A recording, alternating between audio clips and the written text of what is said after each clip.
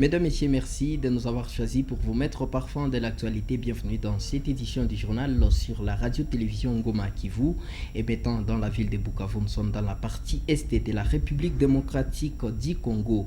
Débutons cette édition du journal par cette actualité. Un corps sans vie d'un homme âgé d'une trentaine d'années a été ramassé tôt le matin de ce jeudi 29 juillet 2021 à quelques mètres du sous-commissariat de la police du quartier Nyamogo. Nous sommes en commune des Kadoutou, selon Jackson Kalimba qui nous livre cette information, souligne qu'il s'agit de la victime qui répondait au nom des Kadaka, transporteurs et habitants de Luhihi. Les circonstances de sa mort restant inconnues, le bureau de la société civile a dit dénoncer encore une fois cette criminalité urbaine qui persiste dans la ville de Bukavu en particulier et partout dans la province du Sud Kivu en général. Cette structure citoyenne demande aux autorités et aux services chargés de sécurité de sécuriser la population et leurs biens en mettant en place de nouveaux mécanismes pour lutter contre l'insécurité dans la ville de Bukavu et en province du Sud Kivu. De concertation de la société civile territoire des Kalehe salue l'opération menée par les FARDC pour traquer différentes milices opérationnelles dans ces deux territoires des Kalehe et Kabaré au sud Kivu. Dans une déclaration de cette structure citoyenne, elle signale les affrontements entre les FARDC et les Maïmaï Kirikicho qui sont signalés à Louléré et Kalamo dans les groupements des Iralo, chefferie de Buavu en territoire des Kalehe. Depuis le matin du jeudi 29 juillet 2021, les cadres de concertation de la société civile ajoutent que les habitants des villages de Louléré, Kalamo et Moutale, village de Batayo, sont en déplacement vers Lushunguti dans le village de Kisha et d'autres Mianda dans le village de Boulembwe. Rappelons que depuis le mois d'avril, l'armée a entamé une opération appelée Kifagio Balé pour traquer tous les groupes armés actifs dans ces deux territoires. Le cadre de concertation invite les groupements à fournir aux équipes des opérations tous les moyens nécessaires pour mettre les militaires dans de bonnes conditions et aux populations de continuer à avoir confiance et soutenir les forces de sécurité comme d'habitude. Un appel a également été lancé aux groupes armés de déposer immédiatement les armes au service de sécurité pour parvenir et prévenir plusieurs conséquences sur cette insécurité qui sévit en province du Sud Kivu. Au moins 127 accords de paix ont été facilités par le projet Solutions pour la paix et le relèvement CPR dans la recherche des solutions aux conflits dans différents territoires de la province du Sud Kivu en République démocratique du Congo ont des résultats exposés lors de la clôture d'un atelier organisé par le projet SPR actif dans la partie est de la République démocratique du Congo. Cela fait 5 ans, comme nous l'a dit Christian Mukenge. Ce projet de l'USAID, réalisé dans la partie est de la RDC, mis en œuvre par le consortium Management System International, International Rescue, Comité et Alerte Internationale, a facilité plus de 147 forums au nord et au sud Kivu, facilité au moins 70 accords de paix obtenus grâce au dialogue et assises et 57 accords de paix facilités à travers les initiatives locales. Pour Charles Monzambé, représentant de l'USAID à ces cérémonies, son organisation rassure l'accompagnement du peuple américain à la RDC dans la lutte contre la pauvreté.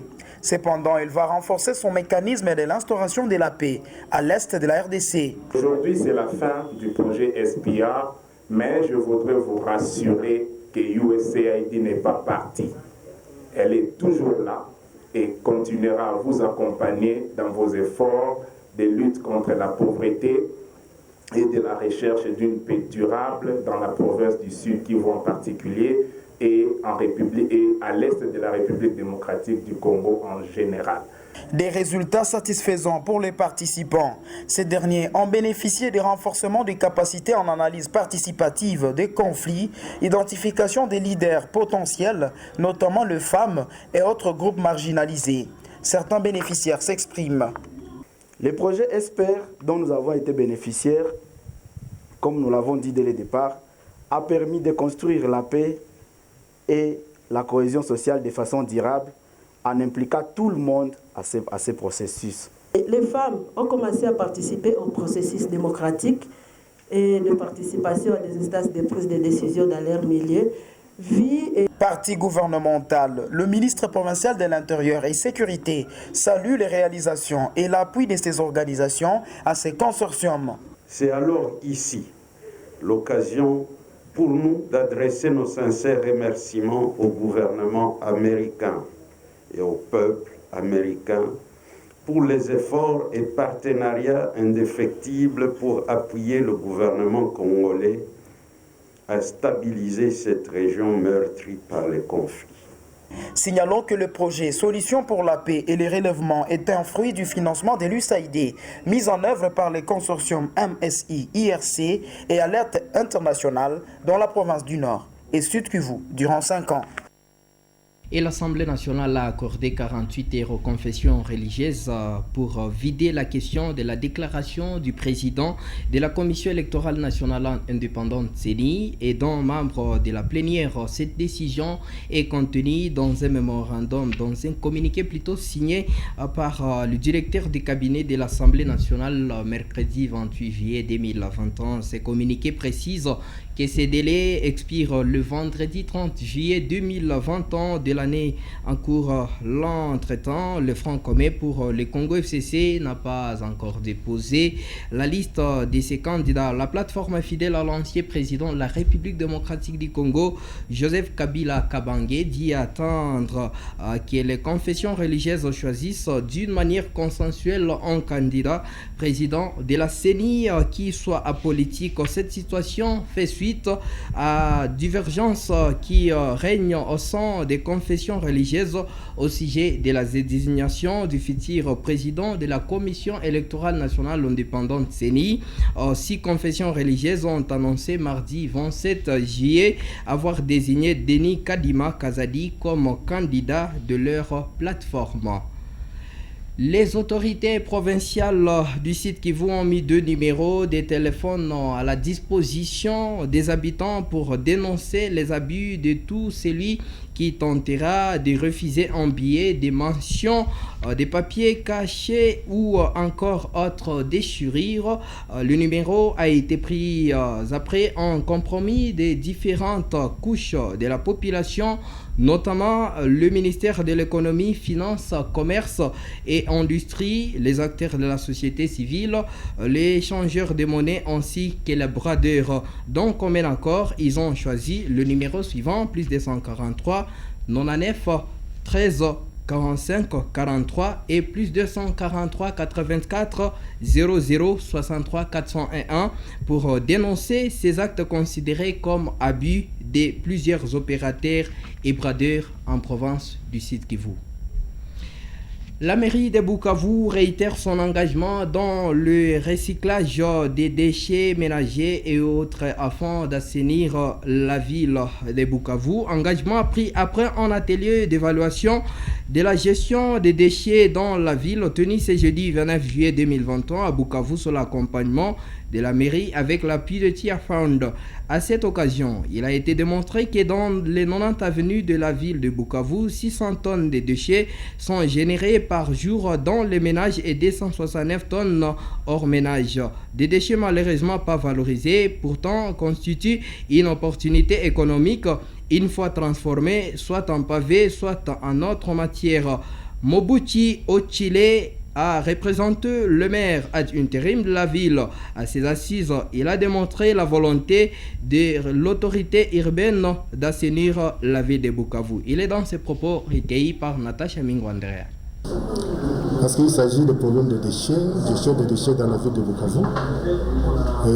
Il a appartenu à la mairie d'appliquer à la lettre des recommandations issues de cette enquête pour que la ville de Bukavu puisse avoir cette propriété, que la ville de Bukavu soit assainie et que la ville de Bukavu soit habitable pour que la population puisse vivre dans la quiétude. Parce que la mairie a besoin d'une population saine population en bonne santé. Et pour que la population puisse avoir la santé comme il se doit, pour participer au développement de la ville, il faut que la mairie puisse au moins assainir la ville. Et ces habitants, ils sont dans les différentes avenues. La recommandation, c'est chaque habitant qui produit le déchet doit obligatoirement s'abonner auprès des agences qui évacuent les déchets dans la ville de Bukavu. Et bouclons cette édition du journal par cette actualité. Une première banque vient d'être installée à Baraka dans les territoires de Fizi. Nous sommes en province du Sud Kivu. Il s'agit de la CADECO. Cette banque va permettre la paix des agents de l'État dans cette partie de la province du Sud Kivu où il fallait plus de 100 km pour bénéficier de son salaire. Le ministre provincial du budget en province du Sud Kivu, Rodon Aochi, a coupé le ruban symbolique pour inaugurer ces nouveaux bâtiments, comme nous l'a dit Christian Mukenge dans cet élément de reportage. Suivez. C'est une première banque installée dans la ville de Baraka, en territoire des Fizi. Désormais, grâce à l'implantation de la CADECO, une banque de l'État congolais, sous l'impulsion du chef de l'État Félix Tshisekedi, il est possible pour la population locale d'épargner, d'être payé et de bénéficier des crédits de l'État via la CADECO, indique Godefroy Kingombe, directeur provincial Sud Kivu Maniema. Pour tout client de la CADECO d'accéder à son argent partout en République démocratique du Congo. Voilà que nous sommes à Baraka après avoir implanté différents bureaux comme les bureaux de Minova, Kamituga et les deux bureaux de Ruzizi 1er et Ruzizi 2. Nous y sommes parvenus grâce aux efforts de chacun de nous, car dit-on, le feu brûle plus haut si chacun y apporte un morceau de bois. Le président du conseil d'administration, Jean-Pierre Dikoma, demande à la population d'ouvrir gratuitement des comptes à la CADECO pour bénéficier de plusieurs avantages. Rien qu'avec 30 000, 20 000 francs, vous pouvez ouvrir votre compte. 10 000 francs, vous pouvez ouvrir les comptes. Et l'autre avantage, son Excellence, Monsieur le ministre, venait de dire, les fonctionnaires de l'État, les enseignants, les policiers et les militaires, qui pouvaient aller chercher l'argent à des kilomètres lointains, ont l'avantage de récupérer, d'être payés sur place et ici à la CADECO. Le ministre provincial du budget, Rodin Aochi, représentant du gouverneur à cette cérémonie, demande aux habitants de la ville de Baraka de sécuriser cette banque. La sécurité physique, mais aussi la sécurité financière. C'est pourquoi je vais, comme ministre du budget d'ailleurs, je vais tout faire pour que cette bancarisation soit effective aujourd'hui dans la ville de Baraka. Et tous les enseignants, tout le personnel de l'État qui sont ici éparpillés et qui font des kilomètres pour aller toucher leur salaire à Ouvira. Aujourd'hui, ce calvaire va prendre fin. Séance tenante, les élus provinciaux des Fizi, le ministre provincial du budget, le maire de la ville ont procédé à l'ouverture de comptes bancaires. La Caisse générale d'épargne du Congo, une banque de l'État, vient répondre aux besoins de la population de Baraka, obligée à chaque fois d'aller à Ouvira, à plus de 120 km pour bénéficier de leur salaire. Une caravane motorisée a été organisée dans la ville de Baraka pour sensibiliser la population à la culture de l'épargne. Merci Christian Mukenge. Mesdames, Messieurs, tout est bien qui finit bien. On s'y prend fin cette édition du journal sur la radio-télévision Goma Kivu émettant dans la ville de Bukavu. Nous sommes dans la partie est de la République démocratique du Congo. Merci de nous avoir suivis. Mesdames, Messieurs, bye bye.